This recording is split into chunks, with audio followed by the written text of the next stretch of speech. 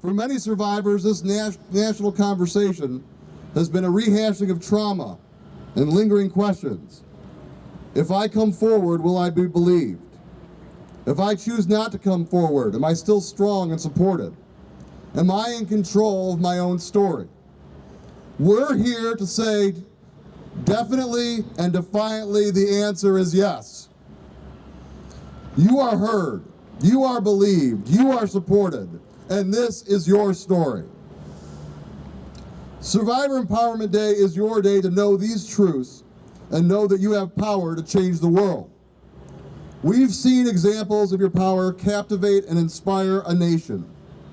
From the Me Too movement to the courageous sister survivors, we've seen survivors bring abusers to justice, start national dialogues, break down systems that enable abuse, and successfully fight for legislative action. You are stronger than you think you are, and your voice holds more power than you know. This day is also a recognition that it's on all of us to change that culture. When it comes to preventing and discussing sexual assault, we did not get to this point we are today without a critical failure of our society. When 1 in 3 women will experience some form of sexual violence in their lifetime, we have failed. When 1 in 3 adolescents experience physical, sexual, or emotional abuse from a dating partner, we have failed. When more than 20% of women on college campuses have been assaulted, we have failed. Now, I personally hate when politicians can only see women as their mothers, their daughters, or their wives. That being said, it is not lost on me that my daughter will be taught her entire life where not to walk, what not to wear, how to protect her drink, to carry pepper spray. But the boys in her class, my sons, will not be taught not to be perpetrators. That needs to change, and that needs to change now.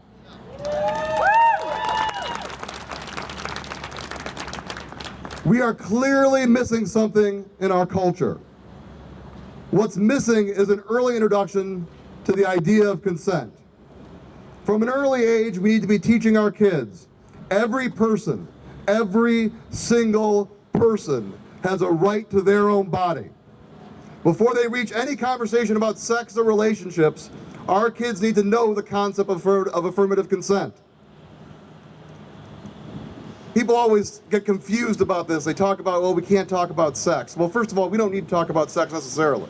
There's a great video online that talks about tea, and I think it does a pretty decent job. I talk about consent with my 6-year-old. If someone touches you without your permission, tell an adult. You cannot go touch someone else without their permission. These are very simple and common sense concepts that unfortunately are missing from our national dialogue, and that needs to change. If our sexual education programs are teaching about safe sex, we need to teach that no sex is safe without affirmative consent. Often we hear the phrase, no means no. And that's true. If someone says no, you don't have their consent. But much more than no means no. Apprehension means no. Incapacitation means no. Silence means no. No doesn't cover it just by that one word. We need to change our mindset that anything less than an enthusiastic yes is a no. We owe it to survivors to make this change for our culture.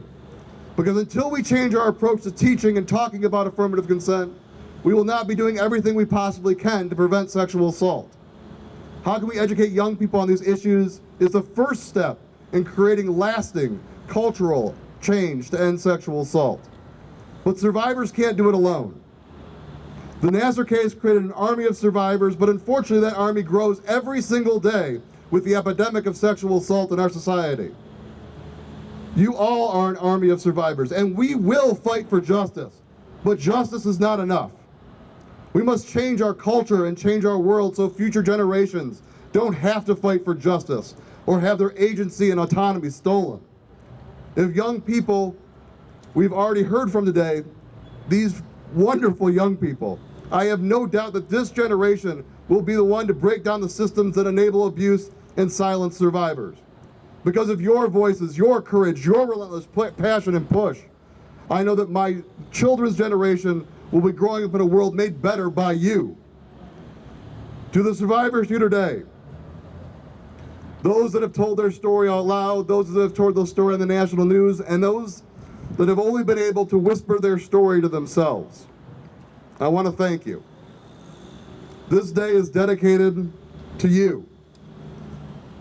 The very least we can do to stand in solidarity and to promise you these three things. 1, we believe you. 2, you are stronger than you think you are. And 3, we're going to fight to change this world together. So now let's go into the Michigan Senate. We're going to ask you all to go in the gallery, show our strength in numbers, and to prove to this legislature that we can show people how to change this world, that we can make a difference, and that we can end this culture of sexual assault. Thank you all. See you at the Capitol.